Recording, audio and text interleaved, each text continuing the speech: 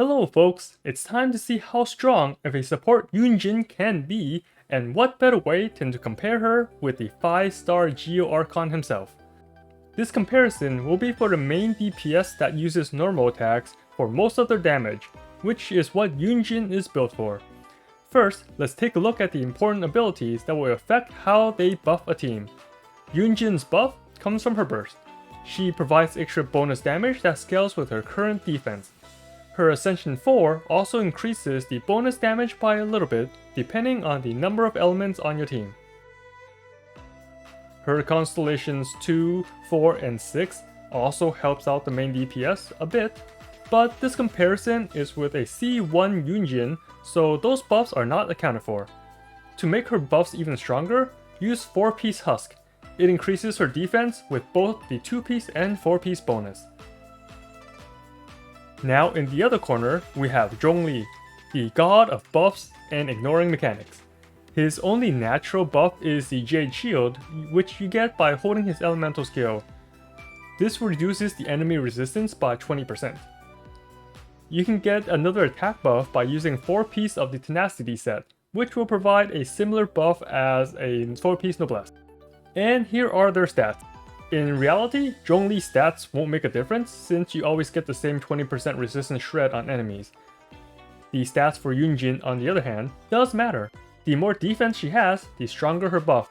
When building her, focus on defense and energy recharge, which will give her a stronger buff and lets her use it more often. If you can, aim for over 200% ER. This will help let her do her burst on cooldown. Now let's see them in action.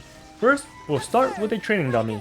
No real dodging here. This comparison is to show how much damage my Yoimiya can do with a single E. In this case, since I don't need to worry about dodging and moving around, the kill times end up being pretty much the same. So we can see the similarities of Yun Jin's buff with Zhongli if you don't have to worry about dodging and avoiding enemy attacks. Now for a more realistic comparison.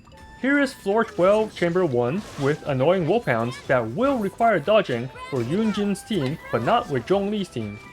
Yoimiya's biggest hits are from the later attacks in her string, so needing to dodge will hurt her damage output. But if you have enough energy recharge on Yun Jin, she can output more DPS with her E and Q than Zhongli can, since her animations are shorter and all that. This helps even out the overall team DPS, so the kill times end up being pretty similar. Also, there is a slight bias here favoring Zhongli. His abilities does help Olive Raiden Shogun's damage, but Yun Jin does not because her buff goes away before Raiden can start her normal attacks. Even with that slight bias, the kill times end up being very similar. That's to show the extra damage you get from a quick Yun Jin compared to a Zhongli with a very long 2 to 3 second burst animation.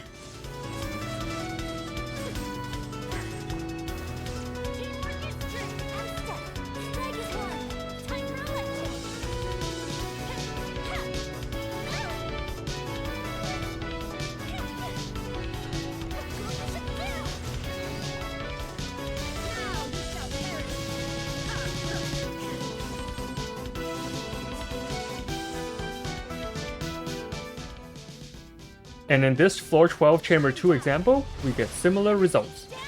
Both teams dish out very similar DPS, even though we are comparing a 4-star with a 5-star character. This shows the strength of Yun Jin's support.